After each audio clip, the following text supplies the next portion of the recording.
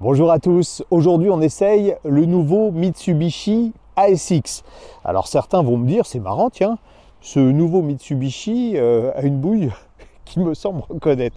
Effectivement, la marque japonaise fait partie de l'alliance Renault, Nissan, Mitsubishi et à ce titre peut bénéficier des modèles qui sont présents dans les gammes des deux autres constructeurs. C'est le cas avec cet ASX qui n'est ni plus ni moins qu'un Renault Captur, ça explique que vous l'ayez reconnu, avec une calandre un petit peu différente. Vous me direz, c'est pas très gênant parce que le Renault Captur fait référence, en particulier dans cette version hybride, fait référence dans sa catégorie.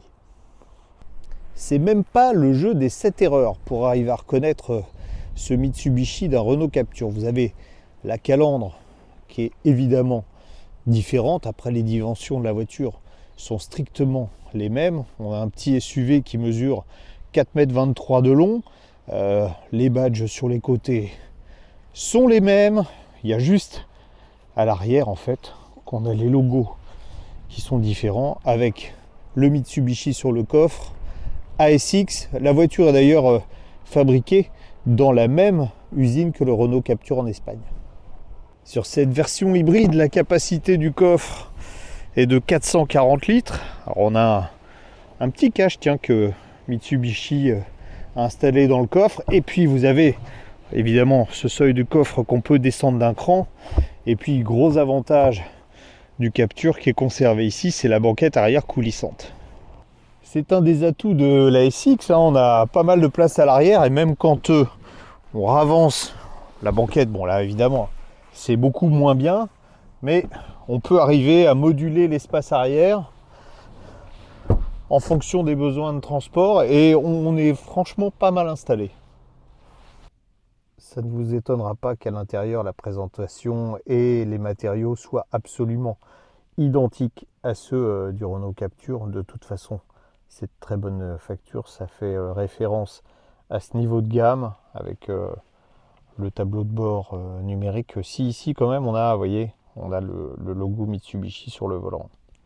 Volant multifonction avec à gauche les commandes des aides à la conduite, à droite l'infodivertissement, et puis c'est classique chez Renault, même si c'est une Mitsubishi, les commandes de l'autoradio juste derrière. On a conservé des touches physiques et ça c'est parfait pour les commandes de la climatisation ou des commandes comme la suppression du maintien dans la file.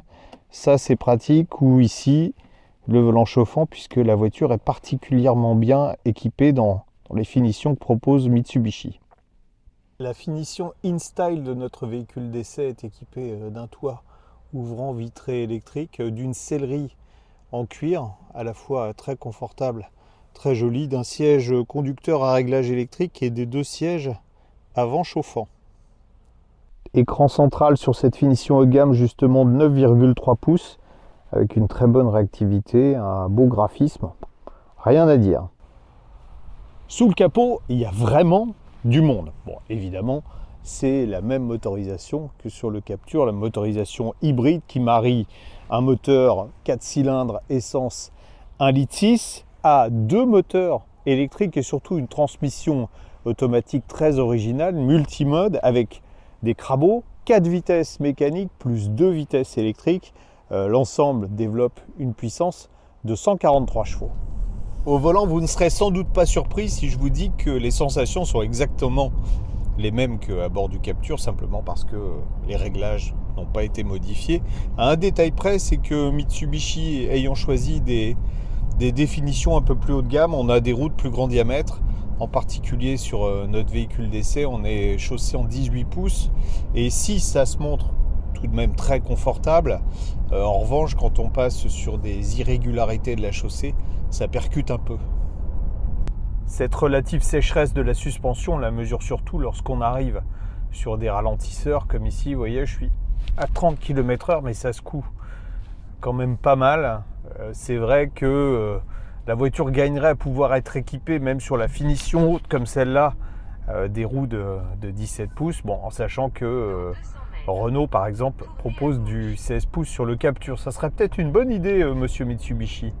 Avec des pneus larges, c'est évidemment une tenue de route qui est presque incisive, on va dire ça comme ça, même si c'est un véhicule à vocation familiale qui pèse quand même 1360 kg, mais c'est vrai que le moteur répond instantanément. On a moins ces envolées, vous entendez? Quoique le moteur monte quand même dans les tours, mais on a moins ces envolées que sur le système hybride Toyota, par exemple. C'est un petit peu moins désagréable à utiliser, et surtout c'est une voiture qui reste plaisante à conduire, quel que soit le rythme, avec de bonnes performances. 143 chevaux, je vous l'ai dit, et puis surtout on a un couple qui est disponible dès le démarrage. On a 200 Nm de disponible dès le démarrage, donc ça permet d'avoir des mises en vitesse qui sont assez rapides. En ville, le système hybride fait merveille, on ne sent pas du tout la transition entre les différents modes. On arrive même à rouler quelques, on va dire, kilomètres en tout électrique.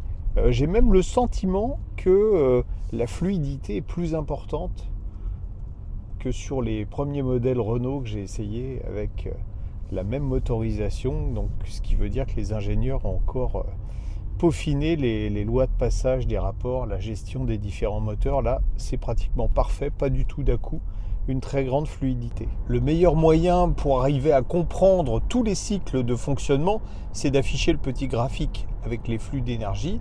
Donc vous voyez, là on voit très bien que je suis en 100% électrique pour le moment, je suis à 50 km/h. Je vais accélérer un peu plus fort, le moteur thermique vient de se mettre en route. Alors il vit sa vie, hein. Bon, c'est moins sur les accélérations fortes, voilà, j'accélère fortement, le moteur se fait entendre, mais on n'a pas ce sentiment de patinage, comme je vous expliquais juste avant, qui est assez désagréable de façon auditive sur les Toyota. Voilà, maintenant je suis en décélération, on voit que on est en train de recharger la batterie, même si on n'a pas parfaitement compris comment tout fonctionnait. L'essentiel, c'est qu'au volant, on ne ressent pas les différences entre les différents modes.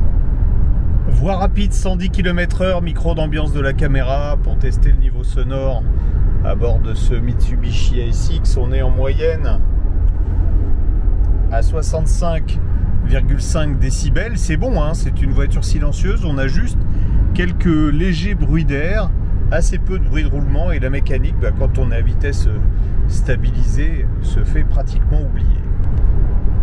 On a fait environ 250 km et la principale qualité de ce Mitsubishi ASX, vous le voyez affiché au centre du tableau de bord, on a une conso moyenne de 4,9 litres au 100. Bon, certes, on n'a pas fait d'autoroute à 130, mais on a fait de la voie rapide. Il faut signaler aussi que ce chiffre est un tout petit peu plus bas que la consommation normalisée qui est donnée pour 5 litres au 100. Bon, toujours est-il que c'est vraiment très raisonnable, surtout compte tenu de l'agrément de conduite de la voiture, et qu'on peut tabler sur une consommation, même dans les pires conditions, on va dire entre 5 litres et demi et 7 litres au 100.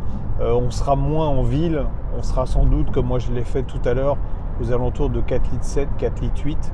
Donc c'est vraiment une très bonne surprise. Bon, ça reste dans, on va dire, dans les clous de ce que fait évidemment un Renault Captur hybride.